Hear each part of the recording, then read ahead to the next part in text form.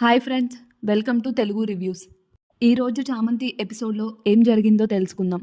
ముందుగా మన ఛానల్ని సబ్స్క్రైబ్ చేసి లైక్ చేసి పక్కనే ఉన్న బెల్ ఐకాన్ని క్లిక్ చేయండి.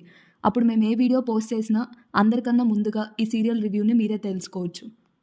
ప్రేమ్ తన ప్రేమని సమాధి చేశాను అని శ్మశానంలో కూర్చొని బాధపడుతూ ఉంటే అప్పుడే చామంతి చంద్రిక ప్రేమ వైపు చూసి ప్రేమ్ కన్నీళ్ళు వైపు చూసి ఎంతగానో బాధపడుతూ ఉంటారు.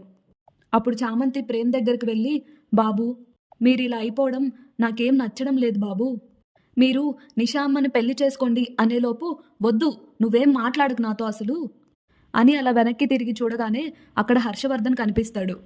ఒక్కసారిగా అందరూ చంద్రిక, చామంతి, ప్రేమ్ హర్షవర్ధన్ని చూసి షాక్లో ఉంటారు. అప్పుడు హర్షవర్ధన్ ప్రేమ్ దగ్గరకు వచ్చి, ఏం చేస్తున్నావు నాన్న అసలు నువ్వెక్కడున్నావో అని చిట్టిని అడిగితే ఇక్కడున్నావని చెప్పాడు. అసలు సమాధిలో నీకేం పని? నీ ప్రేమ గురించి అర్థమైంది నాకు. అంటే ఏంటి, ఈ నాన్న నీకు అంత పరాయివాడైపోయాడారా? నీ ప్రేమ గురించి ఒక్క మాట చెప్పుంటే ఇక్కడి వరకు తీసుకొచ్చేవాడిని కాదు కదరా. ఇప్పుడు శ్మశానానికి వచ్చి నీ ప్రేమ సమాధి అయిపోయిందని బాధపడుతున్నావారా? చూడమ్మా చామంతి, నీకు ప్రేమ అంటే ఎంత ఇష్టమో నాకు తెలుసు. చూడు ప్రేమ్, అలాగే నీకు కూడా చామంతి అంటే ఎంత ప్రేమో నాకు తెలుసు.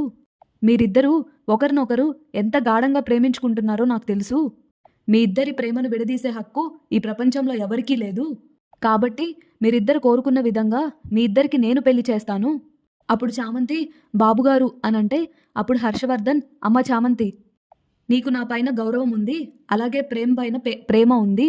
అందుకే నువ్వు నా మాటకు అడ్డు చెప్పొద్దమ్మా. అలా ఇద్దరిని ఒకరి చేతులు ఒకరు పట్టుకొని గుడికి తీసుకొని వెళ్తారు హర్షవర్ధన్. గుడికి తీసుకొని వెళ్ళి పంతులు గారితో వీళ్ళిద్దరికి పెళ్లి జరిపించమని చెప్తారు. గుడిలో వేద సాక్షిగా ప్రేమ్ చామంతి మెడలో తాళి కడతాడు. అలా హర్షవర్ధన్ ఇద్దరిని తీసుకొని ఇంటికి వస్తాడు.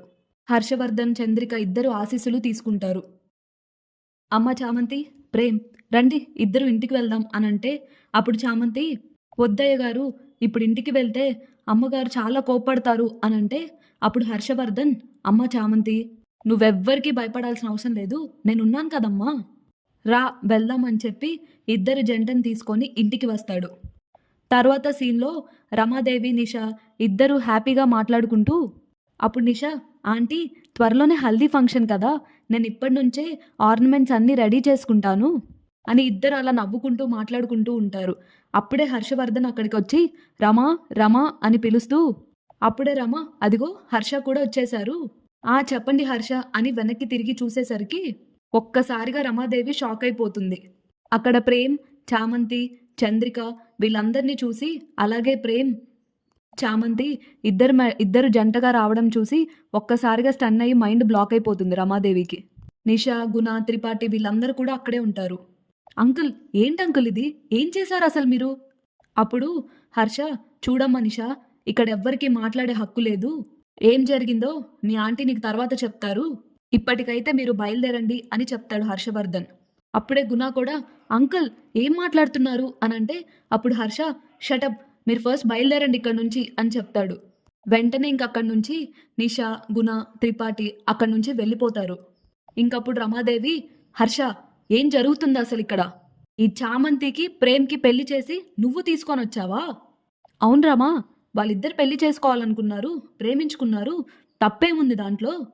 కొన్ని కారణాల వల్ల వాళ్ళిద్దరి ప్రేమ సమాధి కాబోతుంటే నేనే దగ్గరుండి పెళ్లి జరిపించి తీసుకొని వచ్చాను రమా.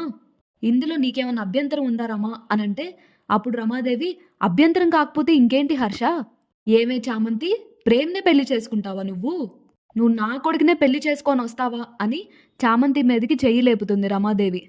అప్పుడే హర్షవర్ధన్ రమా అని చామంతిని కొట్టనివ్వకుండా రమాదేవి చేయి పట్టుకొని ఆపుతాడు. ఇన్ని రోజులు నీ అహంకారాన్ని ఎవ్వరూ ఆపలేరనుకున్నావు, ప్రేమ్ చామంతిల ప్రేమ నాకు తెలియదనుకున్నావు, కానీ నువ్వు చేసిన తప్పేంటో నన్నిప్పుడు బయట పెట్టమంటావా రమా? చామంతిని బెదిరించి వాళ్ళ నాన్నని చంపేస్తానని, జైల్లో మగ్గిపోయేలా చేస్తానని, తనని కేసులో ఇరికించి ప్రేమ్పై ప్రేమ లేదని చెప్పించడం నాకు తెలియదనుకున్నావా? అప్పుడు ఒక్కసారిగా రమాదేవి షాక్ అయిపోతుంది, ఈయనకెలా తెలిసింది ఇదంతా అని.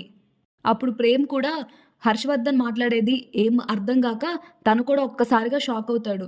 చామంతి ఏమో ఏడుస్తూ ఉంటుంది.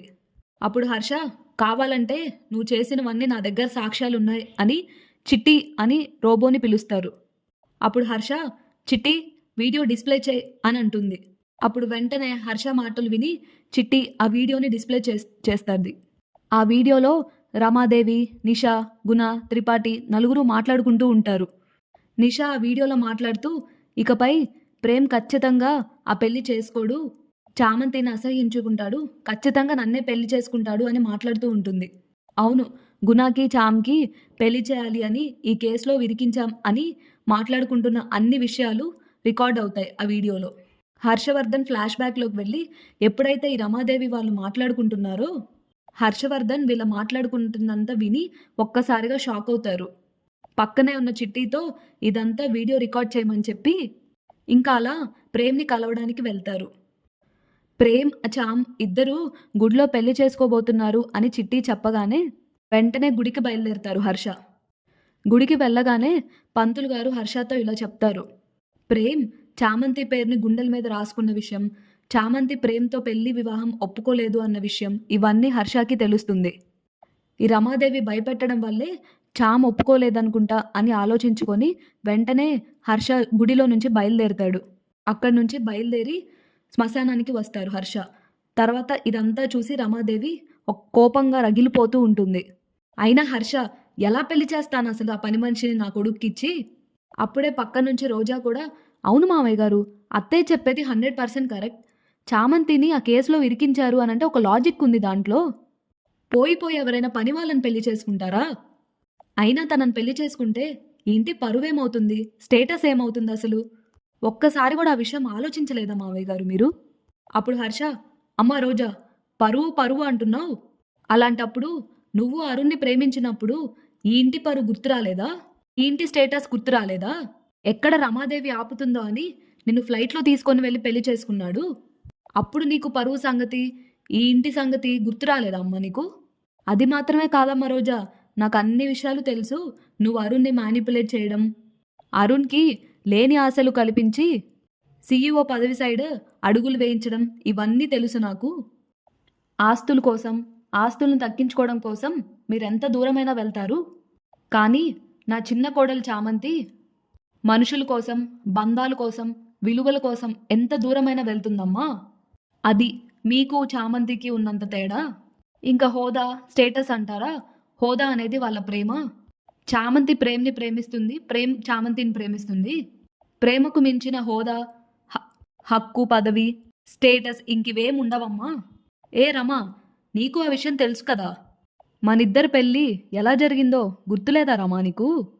అప్పుడు రమాదేవికి ఏం చెప్పాలో అర్థం కాక ఒక్కసారిగా సైలెంట్ అయిపోతుంది. అప్పుడు రమాదేవి రోజాతోటి రోజా, ఈ విషయంలో నువ్వు కలగజేసుకోవద్దు, ఆయన చేశారుగా ఈ పెళ్ళి, జరగనివు అంటుంది. చూడ్రమా, ఇప్పుడు నువ్వు నీ మైండ్లో ఏం ఆలోచించుకుంటున్నావో నాకు తెలుసు. ఎలా అయినా చామంతి ప్రేమ్ని విడదీస్తాను, దూరం చేస్తాను, చామంతిని టార్చర్ పెట్టి ఇంట్లో నుండి పంపిస్తాను, ఇదే కదా అనుకుంటున్నావు నువ్వు. కానీ ఒకటి గుర్తుపెట్టుకో, వాళ్ళిద్దరి జోలికి వెళ్ళాలంటే ముందు నువ్వు నన్ను దాటుకొని వెళ్ళాలి. అయినా చామంతి ప్రేమికిద్దరికీ పెళ్లి జరిగిందని ఎవరికి తెలియకుండా ఉంచాలనుకుంటున్నావేమో. నేను రేపే రిసెప్షన్ ఏర్పాటు చేస్తాను వాళ్ళిద్దరికీ. చామంతి నా చిన్న కోడలని అందరి ముందు సగర్వంగా ఇంటికి ఆహ్వానిస్తాను. రామచంద్రయ్య కూతురిగా ఈ ఇంట్లో హక్కు, అధికారం అన్నీ చామంతికి ఉన్నాయి. ఒకప్పుడు మన బిజినెస్ ఇంతలా డెవలప్ అయింది అనంటే దానికి కారణం రామచంద్రయ్య గారే. మర్చిపోయావా రమా ఇదంతా? రామచంద్రయ్య గారి పొలంలో నేను కౌలు చేసేవాణ్ణి. ఎంత చదువుకున్నా డబ్బు లేకపోవడం వల్ల పేదరికం అనుభవించిన వాణ్ణి. కానీ రామచంద్రయ్య గారి పొలంలో లంకి బిందెలు దొరికాయి. ఆ దొరికినవి రామచంద్రయ్య తీసుకొని ఉన్నవాడు అయిపోవచ్చు రమా. కానీ చదువుకున్న నేను ఆ పొలం పనులు ఏవి చేయకూడదని ఆ లంక బిందెలు నాకిచ్చి నా బిజినెస్ పెట్టుబడికి కారణమయ్యాడు రామచంద్రయ్య. అలాంటి గొప్ప మనసున్నవాడు కూతురు నా చామంతి. అలాంటి చామంతికి ఈ ఇంట్లో హక్కు, అర్హత, స్టేటస్, హోదా అన్నీ ఉంటాయి. మీరింక తప్పుకోండి. చంద్రిక, నువ్వు వెళ్ళి హారతి పళ్ళెం పట్టుకొని రా అని చెప్తాడు హర్ష. చంద్రిక లోపలికి వెళ్ళి హారతి పళ్ళెం తీసుకొని వచ్చి ఇద్దరికీ హారతి ఇస్తుంది. ఇదంతా చూస్తున్న రమాదేవి ఇంకేమీ చేయలేక సైలెంట్గా ఉండిపోతుంది. తరువాత సీన్లో ప్రేమ్ తన రూమ్లో కూర్చొని ఆలోచిస్తూ ఉండగా అప్పుడే చామ్ అక్కడికి వచ్చి తన భుజంపై చేయి వేసి, ఏంటి బాబుగారు, ఏం ఆలోచిస్తున్నారు అని అడుగుతుంది. అప్పుడు ప్రేమ్ చామంతి చేయిని విసిరి పక్కకి వేస్తే అప్పుడు చామంతికి ఏం అర్థం కాక ఒక్కసారిగా షాక్ అవుతుంది. బాబు ఏమైంది అనంటే అప్పుడు ప్రేమ్, వద్దు చామ్, నాతో మాట్లాడొద్దు నువ్వు. నా ప్రేమ సమాధి అయిపోయిందని చెప్పాను కదా చామ్ నీకు. బాబు అయ్యగారు ఆల్రెడీ చెప్పారు కదా బాబు మీకు. ఇదంతా అమ్మగారు బెదిరించడం వల్ల నేను భయపడి చేసింది ఇది. మా నాన్నని చంపేస్తారన్నారు బాబు, అందుకే అలా చేశాను. చామ్ నీకొక్కసారి కాదు, నేను ఎన్నోసార్లు చెప్పాను నీకేదన్నా ప్రాబ్లం ఉంటే వెంటనే నాకు చెప్పమని. నేను నీకెప్పుడు అండగా ఉంటాను అని చెప్పాను. ఏ చామ్ ఎందుకు చెప్పలేకపోయావు? నాకు ఈ విషయం చెప్పుంటే నేను ఈ ప్రాబ్లమ్ని సాల్వ్ చేసేవాడిని కదా. మామయ్య గారి మీద ఎటువంటి అభాండాలు లేకుండా నేను బయటికి తీసుకొచ్చేవాడిని కదా. కానీ నువ్వు నన్ను నమ్మలేదు. మా అమ్మ మాటలకు బెదిరిపోయి మన ప్రేమనే సమాధి చేశావు నువ్వు. మా నాన్న ఇప్పుడు ఆ టైంకి వచ్చుండకపోతే నువ్వు ఖచ్చితంగా గుణాన్ని పెళ్లి చేసుకుంటా అనేదానివి కదా. వద్దు చామ్, ఒక్కసారి పోయిన ప్రేమ మళ్ళీ తిరిగి రాదు అని కన్నీళ్లు తుడుచుకుంటూ అక్కడి నుంచి వెళ్ళిపోతాడు ప్రేమ్. అలా చామంతి ప్రేమ్ వైపు చూస్తూ, బాబు మీదెంత కల్మషం లేని ప్రేమో నాకు తెలుసు బాబు. మీరు నా ప్రేమను కోల్పోయావని మన ప్రేమను సమాధించేశావు అన్నావు. కానీ ఆ సమాధి పైనే నేను ఒక మంచి పొదరిల్లును కడతాను బాబు. మన ప్రేమను మళ్ళీ తిరిగి ఒక్కొక్క ఇటుకతో పేర్చి ఇంద్రభవనంలా కడతాను. నా ప్రేమ ఏంటో మీకు తెలియజేస్తాను. మీ దగ్గర నుండి ఎంతో ప్రేమ తీసుకున్నాను.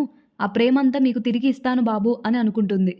తరువాత అందరూ కింద హాల్కి వచ్చి అప్పుడు హర్షవర్ధన్ చామంతిని పిలిచి, అమ్మ చామంతి, ఎప్పుడైనా ఇంటికి వచ్చిన కొత్త కోడలే దీపం వెలిగించాలి. కాబట్టి నా ఇంటి చిన్న కోడలువైన నువ్వు ఇప్పుడు వెళ్ళి దీపం పెట్టమ్మా దేవుడి ముందు. చంద్రిక చూసుకో అనంటే అప్పుడు రోజా, ఎంత కోపమున్నా కూడా ఇంట్లో వాళ్ళే చేయాలి కదా. ఎంత రమాదేవి అత్తయ్య మీద కోపమున్నా ప్రతిసారి చంద్రికకి ఎందుకు చెప్తారీనా? ఆ రోజు కూడా చెట్టు విషయంలో, ఉయ్యాలు కట్టే విషయంలో రమాదేవిని పక్కన పెట్టి ఈ చంద్రికకే చెప్పారు. అసలు ఈ చంద్రికకి ఇంటికి సంబంధం ఏంటి? అసలు ఏం జరుగుతుంది ఇక్కడ? నాకెందుకో డౌట్ కొడుతుంది. మావయ్య గారు హాస్పిటల్ నుంచి డిశ్చార్జ్ అయిన రోజు కూడా చంద్రిక ఎక్కడా అని అడిగారు. కొంపదీసి ఈ ఆస్తంతా ఆ చంద్రికకేమైనా? లేదులే, అయినా పని వాళ్ళకి ఎందుకు పెడతారు? రోజా అలా అనుమానంగా తన మనసులో అనుకుంటూ ఉంటుంది. పూజ అయిపోయిన తర్వాత చామంతి వెళ్ళి రమాదేవి దగ్గర ఆశీర్వాదం తీసుకుందాం అనుకుంటే అప్పుడు రమాదేవి అక్షింతలను విసిరి కొడుతుంది. అక్కడి నుండి రూమ్లోకి వెళ్ళిపోతుంది. ఇంకా వెంటనే చంద్రిక చామంతి ఇద్దరూ రమాదేవి దగ్గరికి వెళ్తారు. అమ్మగారు నన్ను ఆశీర్వదించండి అనంటే అప్పుడు రమాదేవి, అక్కడి నుంచి వచ్చేసింది నిన్ను ఆశీర్వదించడం ఇష్టం లేకే కదా, మళ్ళీ అక్షింతలు పట్టుకొని ఇక్కడికి వస్తావేంటి అని గట్టిగా అరుస్తుంది. నాకేం ఇష్టం లేదు, ఈ ఆస్తి మీద మోజేం లేదు అని అంటూ ఈ ఇంటికే కోడలు అయిపోయావు కదా. ఒక్కరోజు కూడా నిన్ను ఇంట్లో ప్రశాంతంగా ఉండనివ్వను. నువ్వు ఈ ఇంట్లో ఎలా ప్రశాంతంగా ఉంటావో నేను చూస్తాను. అసలు ఈ తాళి వల్లే కదా ఇదంతా వచ్చింది అని రమాదేవి చామంతి మెడలో ఉన్న తాళి పట్టుకుంటుంది. అప్పుడు చంద్రిక కోపంతో రమా అని గట్టిగా రమాదేవిని తోసేస్తుంది. అప్పుడు ఒక్కసారిగా చామంతి కూడా షాక్ అయిపోయి ఏం చేస్తుందో అర్థం కాదు. చూడండి, మీకు ఆల్రెడీ ఆయన చెప్పారు ప్రేమ్ చామంతి ఇద్దరికి ఆయన అడ్డుగా ఉంటాను అని. ఇప్పుడు నేను చెప్తున్నాను, మీరు చామంతి జోలికి రావాలి అనంటే ముందు నన్ను దాటుకొని వెళ్ళాలి. వాళ్ళిద్దరి ప్రేమను తన తాలినే పట్టుకుంటారా? ఎంత ధైర్యం మీకు అసలు అనంటే ఒక్కసారి రమాదేవి షాక్ అవుతుంది. చామంతికి కూడా ఏం అర్థం కాక చంద్రికాని అలా చూస్తూ ఉంటుంది. రమాదేవి కోపంతో రగిలిపోతూ ఉంటుంది. ఇప్పుడు చెప్తున్నాను, చామంతిపై చిన్న ఈగ వాలినా కూడా నేను ఊరుకోను. పదమ్మా చామంతి అని అలా చంద్రికని తీసుకొని ఇద్దరు చామంతి చంద్రిక బయటికి వస్తారు. అప్పుడు చామంతి మనసులో ఏం అర్థం కాక, ఇదేంటి అసలు అత్తలో యాంగిల్ నేను ఎప్పుడు చూడలేదు, ఎందుకు ఇంత కోపంగా అత్తయ్య రమాదేవి అత్తయ్య అరిచిందట్లా. తర్వాత సీన్లో హర్షవర్ధన్ రమాదేవి హాల్లో కూర్చొని ఉంటే అప్పుడే టీవీలో బ్రేకింగ్ న్యూస్, ప్రముఖ జైలర్ త్రిపాఠి కేసు కోర్టులో నడుస్తూ ఉంది. ఈరోజు కోర్టు సంచలన తీర్పును వెలువడించింది.